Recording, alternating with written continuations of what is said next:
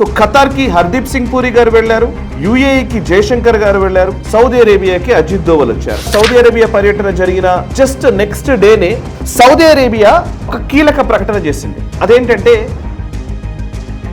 Sudan ఆర్మీకి and Sudan లో ఉన్నటువంటి పారామిలిటరీ ర్యాపిడ్ సపోర్ట్ ఫోర్స్ ఉంది, వాళ్ళిద్దరికి మధ్య ఒక యుద్ధమే నడుస్తుంది. పాకిస్తాన్ $5.5 బిలియన్ డిఫెన్స్ డీల్ అటు లిబియాతో $4 బిలియన్, ఇటు సూడాన్ తో $1.5 బిలియన్ చేసుకుంది. ఈ రెండింటిని కూడా రద్దు చేయమని సూడాన్ ఆర్మీకి, RSF కి యునైటెడ్ అరబ్ ఎమిరేట్స్ సపోర్ట్ చేస్తోంది. ఈ ఆర్మీకి సౌదీ సపోర్ట్ చేస్తోంది. నమస్తే, వెల్కమ్ టు రైట్ యాంగిల్. జాతీయ భద్రతా సలహాదారు అజిత్ దోవల్ గారు ఏప్రిల్ 19వ తేదీన సౌదీ అరేబియాలో పర్యటించారు.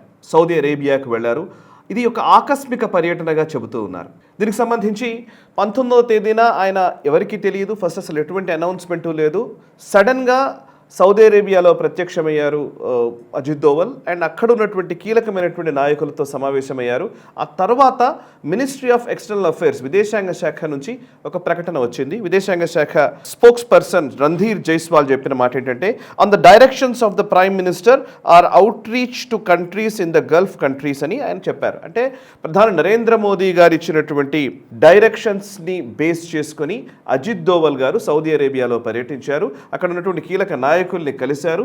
అండ్ అంతేకాదు గల్ఫ్ రీజియన్లో మా అవుట్ రీచ్ కొనసాగుతోంది అని ఒక ప్రకటన చేశారు. అండ్ రణ్ధీర్ జైస్వాల్ గారు చెప్పిన అంశాలని కొంత డీకోడ్ చేసే ప్రయత్నం ఇప్పుడు మనం చేయబోతున్నాము. అండ్ అజిత్ దోవల్ గారు ఏప్రిల్ 19వ తేదీన అక్కడికి వెళ్లారు. సరిగ్గా ఒక వారం రోజుల ముందు ఏప్రిల్ 11, 12 తేదీల మధ్య మన విదేశాంగ శాఖ మంత్రి ఎస్ జయశంకర్ గారు యూఏఈలో పర్యటించారు. 2 రోజులు యూఏలో ఆయన పర్యటించారు.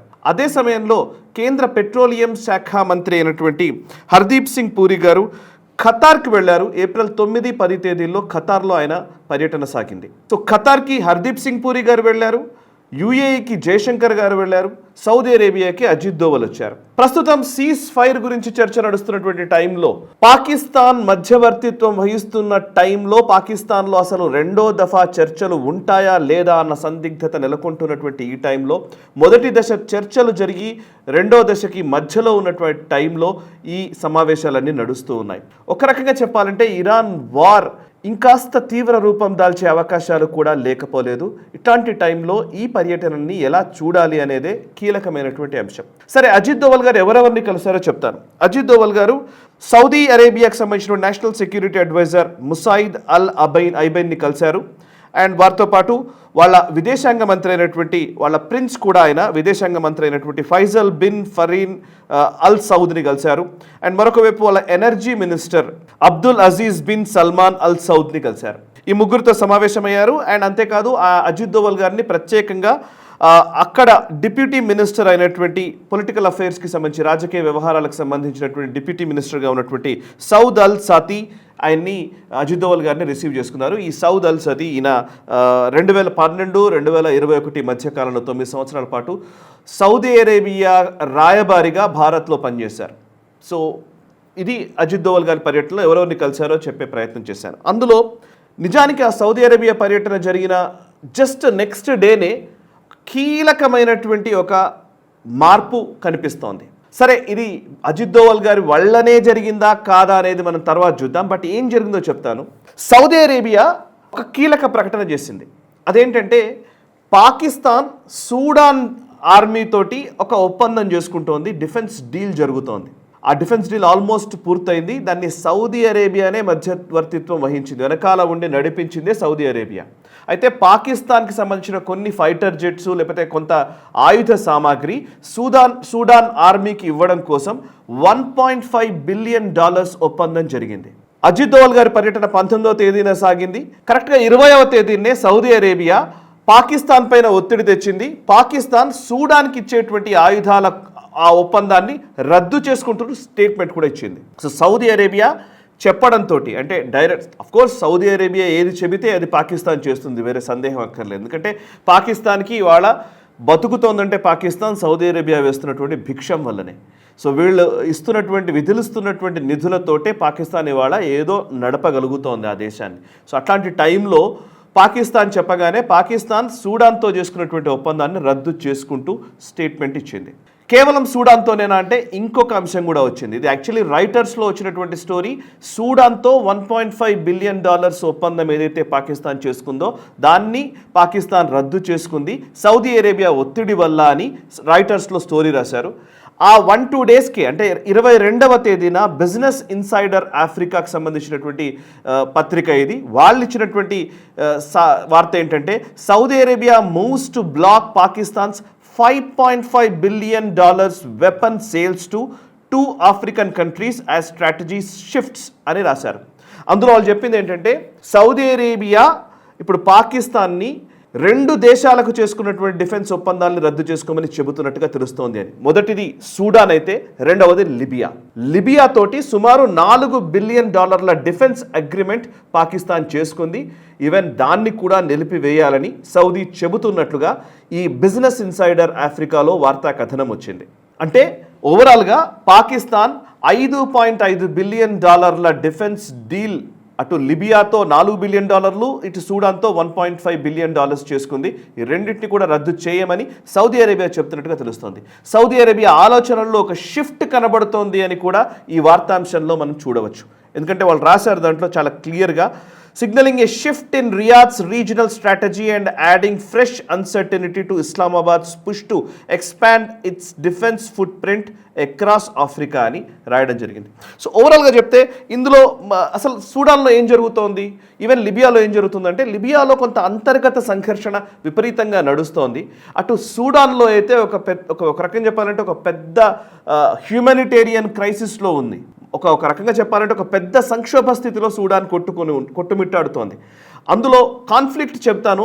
ఇప్పుడు మన దోవల్ గారి పర్యటన అండ్ జయశంకర్ పర్యటనకు ఉన్న సిగ్నిఫికెన్స్ మీకు అర్థమవుతుంది.